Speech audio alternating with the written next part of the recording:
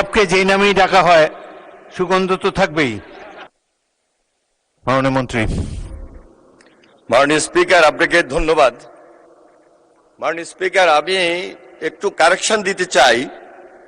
প্রথমত আমরা লক্ষ্য করছি যে যেই মাননীয় সংসদ সদস্য প্রশ্নটি উত্থাপন করেন সংসদের রেওয়াজ অনুযায়ী বলতে হবে যে তারকা চিহ্নিত প্রশ্নটি আমি উত্থাপন করলাম। পুরা প্রশ্ন যদি আমি পড়ি তাহলে কিন্তু অনেক সময় লেগে যায়। সুতরাং আমি আপনার দৃষ্টি আকর্ষণ করছি এই ব্যাপারে রেওয়াজ অনুযায়ী একটা কারেকশন দিবেন মাননীয় স্পিকার।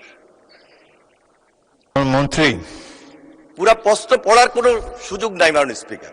তারকা চিহ্নিত প্রশ্নটি উত্থাপন করলাম, এটা হলো রেওয়াজ সংসদের। মাননীয় মন্ত্রী, আপনি যেটা বলেছেন সেটাও ঠিক।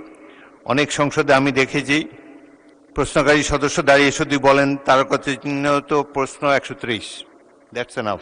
জি, তবে তিনি চাইলে 2 লাইনের প্রশ্ন তার নির্বাচনী এলাকার জনগণও শুনছে, সেই জন্য তাকে সুযোগ দেওয়া যায়। সময় কিন্তু অনেক সাশ্রয়।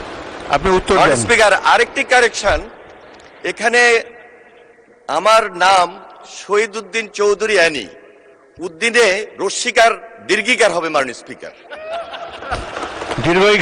দীর্ঘিকার হবে মাননীয় speaker. What is in a name? গোলাপকে যেই নামেই ডাকা হয় সুগন্ধ তো থাকবেই। এ ব্যাপারে আমি আপনার দৃষ্টি আকর্ষণ করছি মাননীয় স্পিকার। আপনি উত্তর দেন মাননীয় মন্ত্রী। মাননীয় স্পিকার,